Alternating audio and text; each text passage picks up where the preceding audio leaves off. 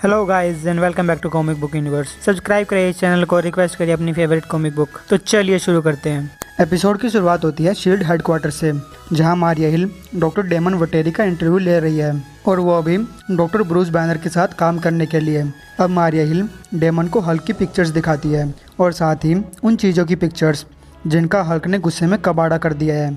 सब पिक्चर्स देखने के बाद मारिया हिल पूछती है, तो बताओ मुझे, एक नोबेल प्राइज़ जीतने वाला मॉलिक्यूलर इंजीनियर ऑस्कॉर्प और हॉरिजन लैब्स का जॉब ऑफर ठुकराकर ब्रूस बैनर के साथ काम क्यों करना चाहता है?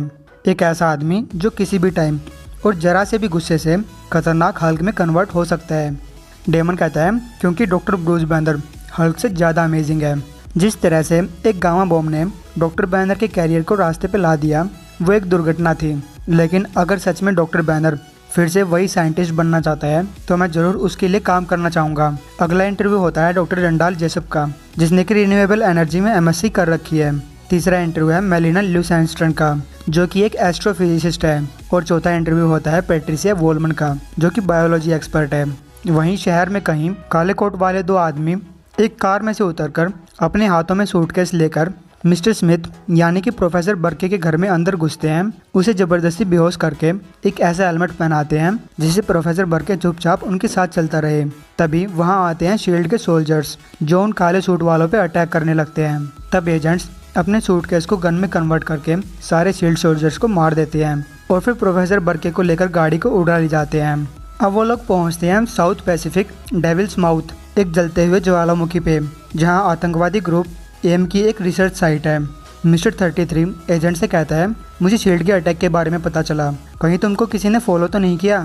एजेंट्स कहते हैं ये इम्पॉसिबल है। मिस्टर 33 कहता है, शट अप, जो काम तुमने किया है ना, उसे हम मिशन फेल होना कहते हैं।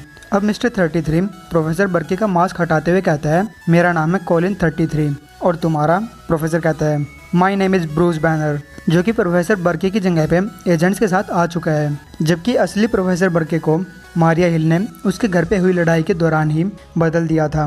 उधर बर्के मारिया हिल से कह रहा है, मैं समझ सकता हूँ कि तुमने मुझे लड़ाई के दौरान बदल दिया, लेकिन तुमने मेरी जगह पे एक एजेंट को क्यों भेज दिया? मारिया हिल कहती है, वो कोई एजेंट नहीं बल्कि एक वॉर मशीन डिवाइस है।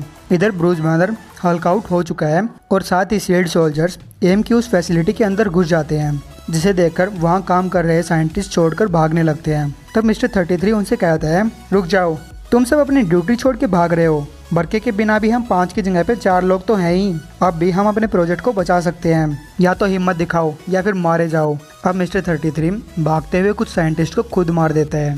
तब कुछ साइंटिस्ट मिस्टर 33 का साथ देने के लिए रेडी हो जाते हैं। तब शील्ड सोल्जर्स उनके सामने आकर कहते हैं, हम तुम्हें ऐसा नहीं करने देंगे। वहीं कुछ शील्ड सोल्जर्स एम की डाटा फाइल्स को कॉपी करने में लगे हुए हैं। वहीं अपना हल्क डिस्ट्रैक्शन पैदा करने में लगा हुआ है। सोल्जर्स मारिया हिल को बताते हैं कि मिस्टर 33 भाग रहा है और क्या हमें उसे पकड़ना चाहिए? मारिया हिल कहती है, रुक जाओ, बस अब वहाँ से निकल जाओ, हम उसे बाद में निपट लेंगे, क्योंकि अगर उसके पास बर्के नहीं है तो वो क्विंट्रोनिक मैन को एक्टिवेट नहीं कर सकता। उधर मिस्टर 33 पहुंचता है सीधा क्विंट्रोनिक मैन के पास और मिस्टर बर्के की जगह खुद उस मशीन में घुस जाता है। वहीं शील्ड सोल्जर्स फैसिलिटी को छोड़कर जाने लगते हैं। तब उनके रास्ते में आता है क्विंट्रोनिक मैन, जिसे देखकर सोल्जर्स उस पर गोलियां चलाना चालू कर देते हैं। मारिया हिल फ़ोन पे सोल्जर्स को बता रही है कि क्विंट्रोनिक मैन को चलाने के लिए 5 लोगों की ज़रूरत होती है, सीधा उन पे निशाना लगाओ। लेकिन सोल्जर्स को सही निशाना नहीं मिल पा रहा है। तब हल्क क्विंट्रोनिक मैन के सामने आता है और उससे लड़ने लगता है। अंदर बैठा मिस्टर 33 हल्क से कहता है, तुम्हें जो करना है कर लो, क्विंट्रोनिक मैन ने तुमको पहले भी हराया है। मैं एक नौसिखिया हो सकता हूँ, लेकिन क्विंट्रोनिक मैन के बाकी 4 पायलट इसके ओरिजिनल ऑपरेटर हैं। ये इलेक्ट्रोकेमिकल टेक्नोलॉजी का कमाल है कि उन 4 लोगों की सड़ी हुई लाशें अब भी बिल्कुल असली आदमियों की तरह काम कर रही हैं। अब क्विंट्रोनिक मैन हल्क को पकड़कर लावा में डुबोने लगता है और कहता है कि इस मशीन को स्पेस ट्रैवल करने के लिए बनाया गया है, इसीलिए ये कोई भी टेम्परेचर और प्रेशर सहन कर सकती है। लेकिन क्या तुम कर सकते हो? तब हल्क लावा में से निकलकर ठीक मिस्टर 33 वाले कैबिन पे पंच मारता है, जिससे शीशा टूट जाता है और साथ ही लावा अंदर आकर मिस्टर 33 को जलाने लगता है। और फिर हल्क उस पूरी मशीन को लावा में डुबो देता है, जबकि हल्क लावा में से सही सलामत बाहर आ जाता है। 24 घंटे बाद शील्ड की मेडिकल फैसिलिटी, मेडिकल बेड पे लेटा हुआ ब्रूस बैनर मारिया हिल से कह रहा है, तो इसीलिए वो मिस्टर बर्के को ले जाने आए थे। मारिया हिल कहती है, वो क्विंट्रोनिक मैन को चलाने वाले क्रू का लास्ट मेंबर था और उन 5 लोगों को ही क्विंट्रोनिक मैन को चलाने की पूरी ट्रेनिंग दी गई थी। हालांकि उनमें से 4 बहुत पहले ही मर चुके थे, लेकिन एम ने किसी तरह से उनकी ब्रेन मेमोरीज और मसल मेमोरीज को जोड़कर क्विंट्रोनिक मैन को चलाने में कामयाबी हासिल कर ली। ब्रूस बैनर कहता है, तुम्हें ये सब मुझे फिर से तब बताना पड़ेगा जब पेन किलर्स का असर खत्म हो जाएगा। मारियल कहती है, ओह अब सुधर भी जाओ, हल्क बहुत जल्दी हील होता है, और जब तुम यहाँ पहुँचे थे तब तो तुम्हें छाले भी नहीं पड़े हुए थे।